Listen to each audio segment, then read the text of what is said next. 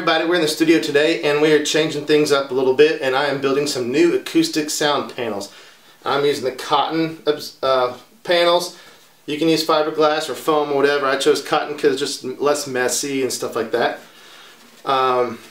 You see we have some of the part of the frame here to hold that in, and then also hold it off the wall, so there's an air gap there, but it's also flush with the front there. So when we put that fabric on the front, it'll be all flush and be nice, and should be nice clean look.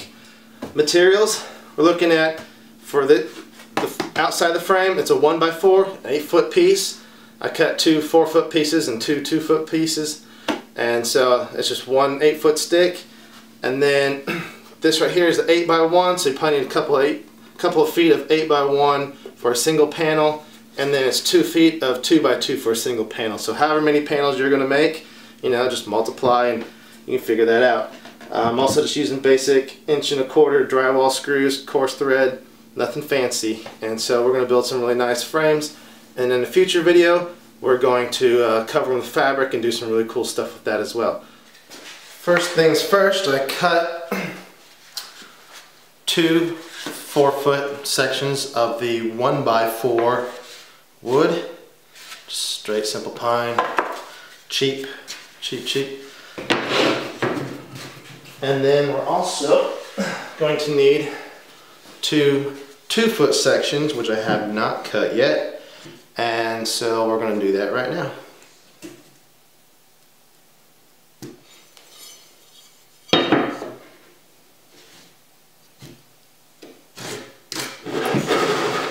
So now I have 2 2-foot pieces, and we're going to make a rectangle out of those.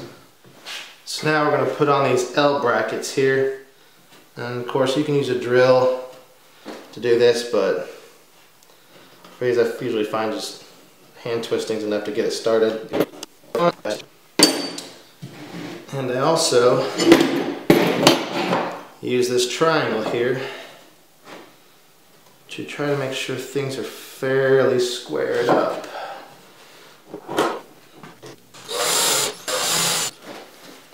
Alright, so as you can see, we have a gap here between our boards because, you know, it's cheap pine wood. It bends, it flexes. Even if you try to select the best when you're at the store, you're going to spend 30 minutes there trying to pick out the best pieces and come home, cut it, and put it together, and it still does this. So anyways, I wouldn't recommend putting 30 minutes into selecting your wood. But, so you want to kind of close the gap as much as you can right here. Take our pilot hole bit and our drill. Now that that's closed up, that'll make our frame stronger. We're going to add some other supports in here to make it really strong here in a minute, but that'll make it stronger and tighter gaps, and when we put the foam in there, it'll sit a little bit better. And of course, every now and then, just want to go ahead and double check that you're still sitting pretty square. It'll never be perfect with this wood, but we're pretty close. So we have our general frame here. Kind of get it into view here. We did our corner brackets, simple there, to get us started. And we close up our gaps with 2 drywall screws on each end. And of course, when you're doing this, I'm doing it 4 feet long, and then I'm putting the 2-foot sections in the center, and then that means I will have to end up cutting some off on the bottom of my foam just a little bit, but that's not a big deal. It's easier to measure, it's faster, a little less money on wood. You can choose to make your 2-foot piece actually go to the outside if you want. If you can extend it by, I guess, an inch or whatever that is, so it overlaps on top. That's fine too. I just chose not to do that. Next thing we're going to do on this is we're going to cut corners to go right here so that our foam can sit 2 inches off the wall. So here we go. So we have this here. This is our 8x1, and all I do, I found this kind of handy. I take this triangle, stick it right on the end,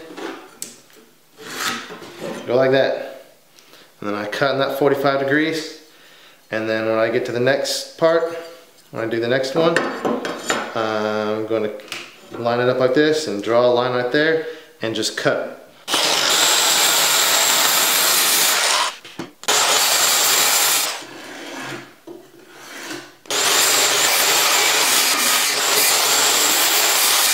Now we have 4 pieces, triangles that are relatively similar in size, pretty stinking close, and we're going to put those on. Alright, so we're going to set these up right here so this, there we go, this triangle goes down just a little bit, just enough to hold that foam in there, and the foam be flush with the top of this. So when we wrap it, it's right there flush with it, and it has an air gap behind it as well. So that's going to be pretty hard just to hold that right there. So a nice little trick, you just take 2 of these guys, and you stick them right there, just stack them on top of each other. And then our foam is 2 inches thick, so I put this right here. I don't know if you can see that or not, but that lands right at 2 inches. So that's an easy way to get that depth just right. And then for the last one, because we won't have a triangle, got this little scrap piece of the 1x8 right there, and I'll just use that instead. I mean, I could use it here, but it's kind of nice to have triangle on top of triangle right there. So all we're going to do, just like we did earlier, we're going to take pilot holes, 2 here, 2 here, drywall screws, and we're going to do that all the way around, all 4 corners, and that'll make this really pretty solid. Now when we're doing our pilot holes here, it's kind of hard to just guess, you know, right there.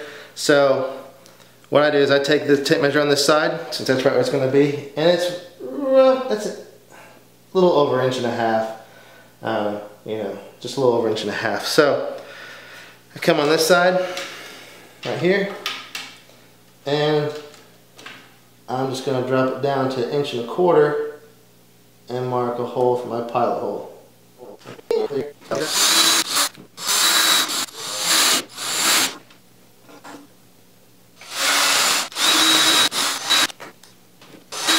Alright, now you know you've done a good job if you pull this up and this one stays and nothing pokes through. So we'll just do the others. Alright, so we have our frame here, and it's definitely feeling sturdier, and we got the corner braces in here now, and as you see, there's a 2-inch right here height right there for the foam or whatever it is you're using right there, to sit nice and flush right against that.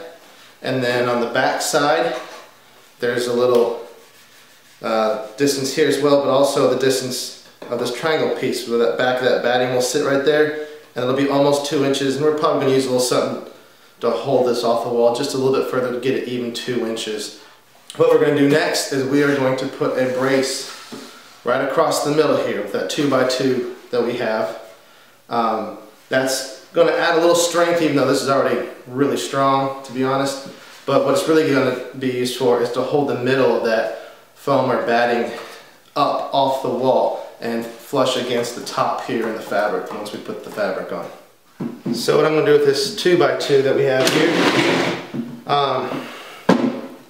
normally I'd kind of measure it, but I get a little lazy sometimes, and I just go right here and we're just going to mark it off.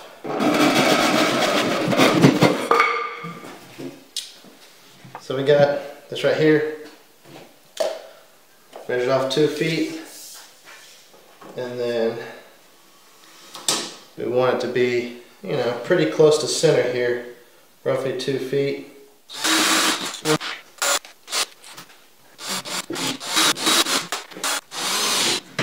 Pull that together nice and tight. Be fairly squared off, doesn't have to be perfect. And now it's time to go put our foam in. Alright, you can see the one there kind of completed that I did yesterday, and then I also have our frame that we just finished up. I didn't get foam and I didn't get fiberglass panels. I got the cotton batting So it's nice because it doesn't make the same mess that fiberglass does and all that stuff. And it's cheaper than foam. So if you look here,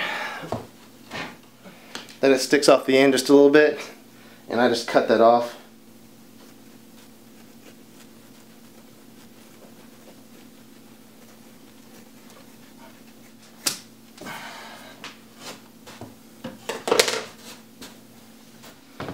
And as you can see, it fits in there pretty nice and snug, and it should work out pretty well.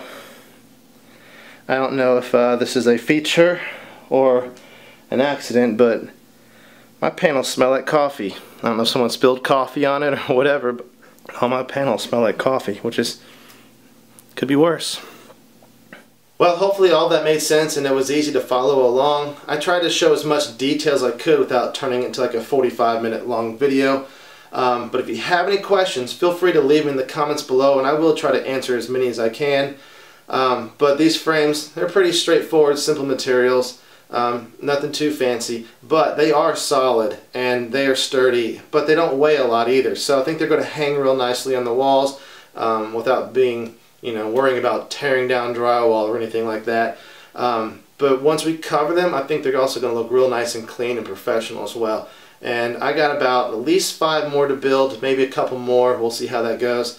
But once I start covering them, I'm going to make a video showing you how I covered them as well. That'll be a separate video, and I'll leave a link here so you can go check that out as well. Again, if you have any questions, let me know. Otherwise, I'll see you next time. Thanks, guys.